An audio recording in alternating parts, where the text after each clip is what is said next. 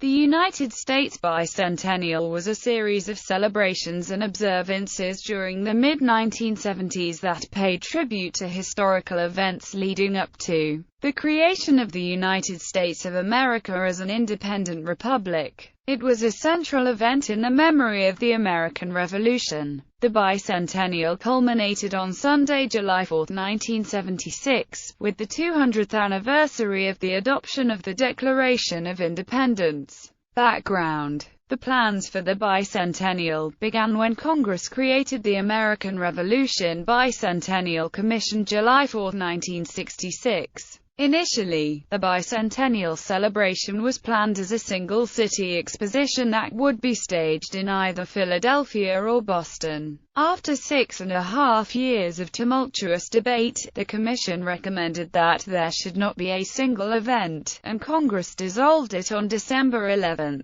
1973, and created the American Revolution Bicentennial Administration, which was charged with encouraging and coordinating locally sponsored events. David Ryan, a professor at University College Cork, notes that the bicentennial was celebrated only a year after the humiliating withdrawal from Vietnam in 1975, and that the Ford administration stressed the themes of renewal and rebirth based on a restoration of traditional values, giving a nostalgic and exclusive reading of the American past. Ceremonial currency: reverse of the bicentennial quarter, minted 1976. Reverse of the bicentennial half dollar, minted 1975. 1976. Reverse of the bicentennial dollar, minted 1975. 1976. Reverse of the bicentennial dollar, minted 1975. 1976. Logo: ARBA selected a logo via contest in 1974. Bruce N. Blackburn, co-designer of the modernized NASA insignia used from 1975 to 1992, submitted the winning design. The logo consisted of a white 5-point star inside a stylized star of red, white and blue. It was encircled by the inscription American Revolution Bicentennial 1776 to 1976 in black block letters. The logo became a flag that flew at many government facilities throughout the United States and appeared on many other souvenirs and postage stamps issued by the Postal Service. NASA painted the logo on the Vehicle Assembly Building at the Kennedy Space Center in 1976, where it remained until 1998, when the agency replaced it with its own emblem as part of 40th anniversary celebrations.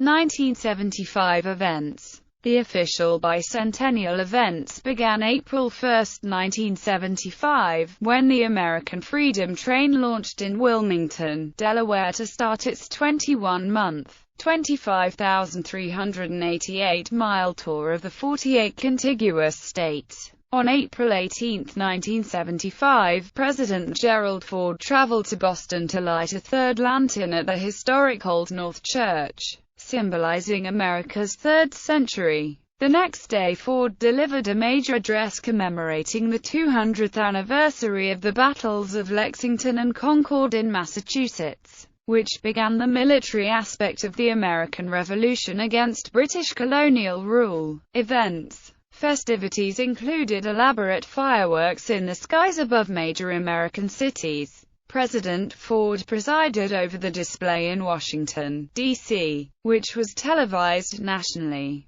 These nautical parades were named Operation Sail and witnessed by several million observers. The gathering was the second of 6 such op-sail events to date. The vessels docked and allowed the general public to tour the ships in both cities, while their crews were entertained on shore at various ethnic celebrations and parties. In addition to the presence of the tall ships, navies of many nations sent warships to New York Harbor for an international naval review held the morning of July 4.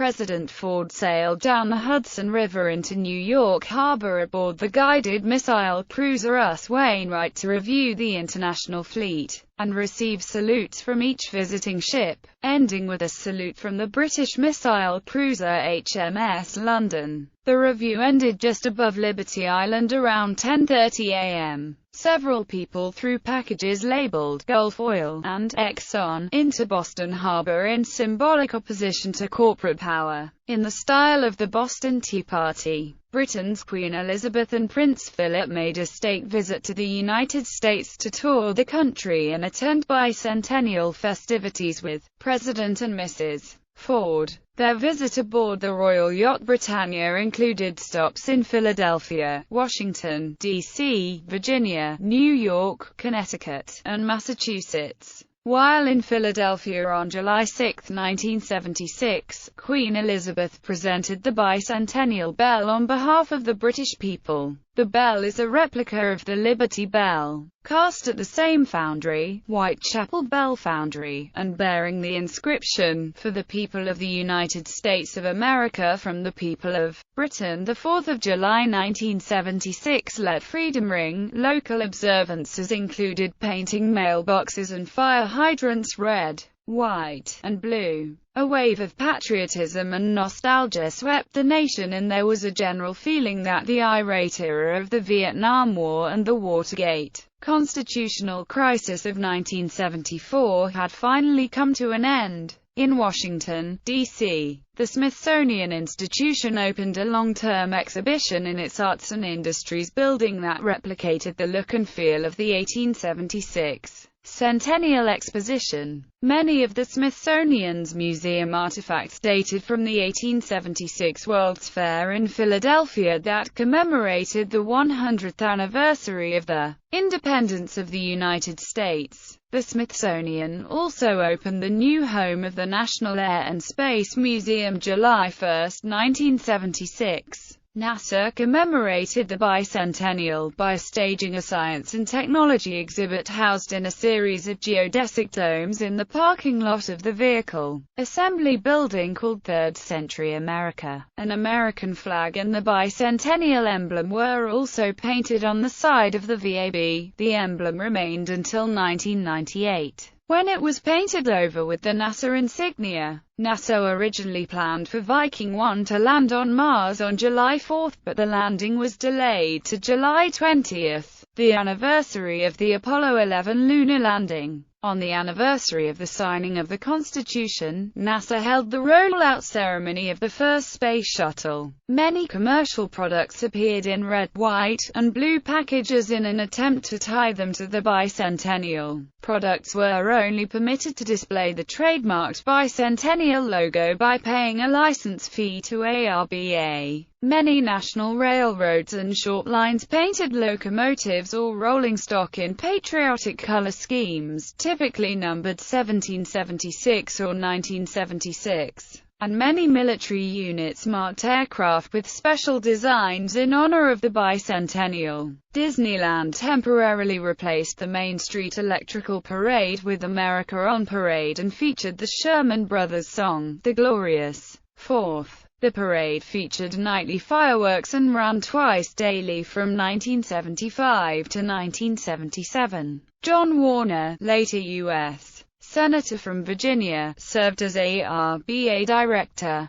The New Jersey Lottery operated a special bicentennial lottery, in which the winner received $1,776 per week for 20 years. The overall theme of the entertainment of Super Bowl X, held January 18, was to celebrate the bicentennial. Players on both teams, the Pittsburgh Steelers and the Dallas Cowboys, wore a special patch with the bicentennial logo on their jerseys. The halftime show, featuring the performance group Up With People, was entitled 200 Years and Just a Baby. A Tribute to America's Bicentennial. The United States Olympic Committee initiated bids to host both the 1976 Summer and Winter Olympic Games in celebration of the bicentennial. Los Angeles bid for the 1976 Olympics but lost to Montreal, Canada. Denver was awarded the 1976 Olympic Winter Games in 1970.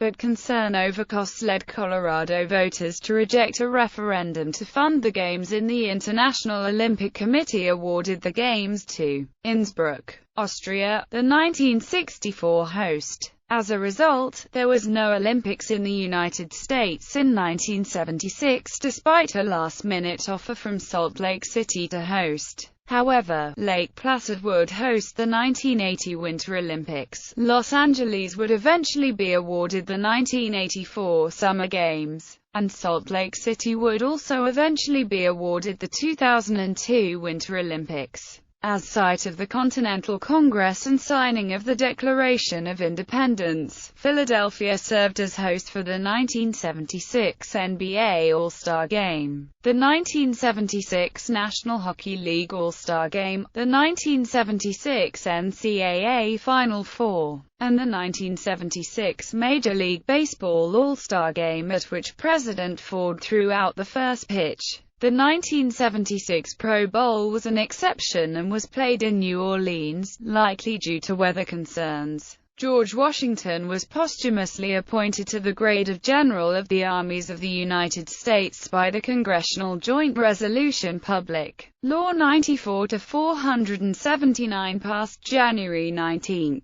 1976, with an effective appointment date of July 4, 1976. This restored Washington's position as the highest-ranking military officer in U.S. history. The Bicentennial Wagon Train Pilgrimage began a journey from Blaine, Washington on June 8, 1975, concluding at Valley Forge, Pennsylvania on July 4, 1976. The wagon train pilgrimage traced the original covered wagon trade and transportation routes across the United States, encompassing the Bozeman Trail, California Trail, Gila Trail, Great Wagon Road, Mormon Trail, Natchez Trace Trail, Old Post Road, Old Spanish Trail, Oregon Trail, Santa Fe Trail, and Wilderness Road. The Bicentennial on-screen television-related network television programs aired July 3–4, 1976. The Great American Celebration, 12-hour syndicated entertainment program hosted by Ed McMahon and airing the night of July 3,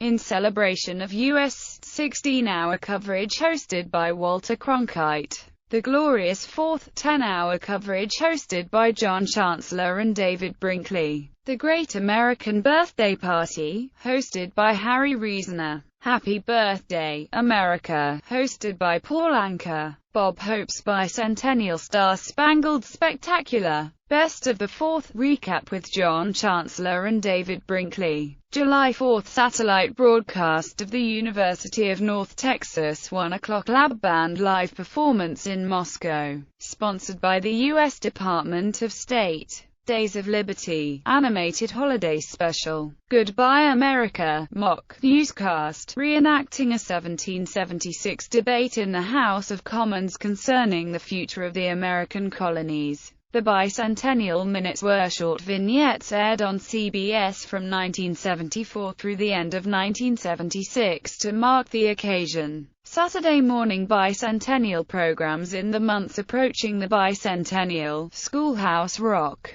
a series of educational cartoon shorts running on ABC between programs on Saturday mornings, created a sub-series called History Rock. Although the official name was America Rock, the 10 segments covered various aspects of American history and government. Several of the segments, most notably I'm Just a Bill and The Preamble, have become some of Schoolhouse Rock's most popular segments. In 1975, CBS aired a new animated Archie series on Saturday mornings called The U.S. of Archie. Unfortunately, the program was unsuccessful, and was off the air by September 1976. films for the bicentennial celebration. Hollywood filmmaker John Huston directed a short movie, Independence, for the U.S. National Park Service, which continues to screen at Independence National Historical Park in Philadelphia to the present day. Gifts. A number of nations gave gifts to the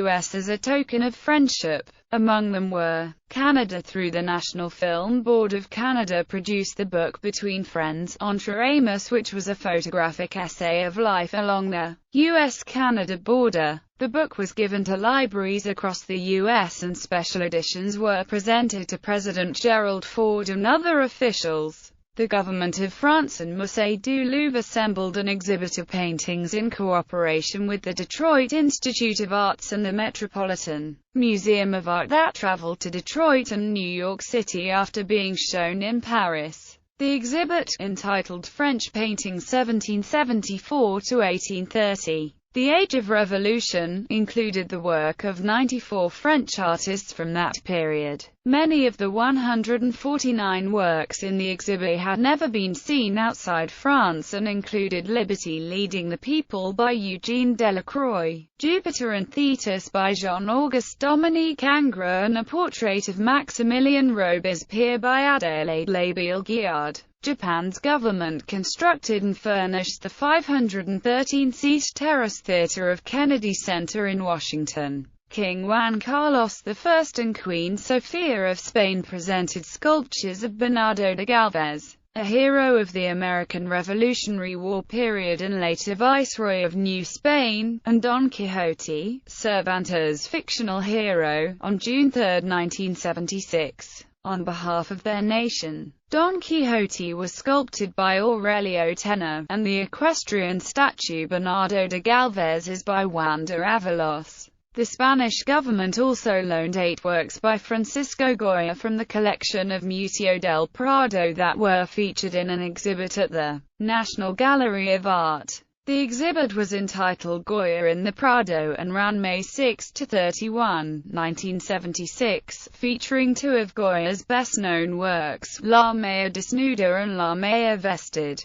The Parliament of the United Kingdom loaned one of the 4 existing copies of the Magna Carta for display in the U.S. Capitol. The document was displayed in a case designed by artist Louis Osman consisting of gold, stainless steel, rubies, pearls, sapphires, diamonds and white enamel. This was on a base of pegmatite and Yorkshire sandstone. The document was displayed atop a gold replica from June 3, 1976 until June 13, 1977, when it was returned. The case and gold replica remain on display in the Capitol Gallery. Celebrating the United States Bicentennial, Italian tall ship Amerigo Vespucci in New York Harbor during the celebration. United States Bicentennial era postage stamps. John Trumbull oil painting depicting the signing of the Declaration of Independence on July 4, 1776.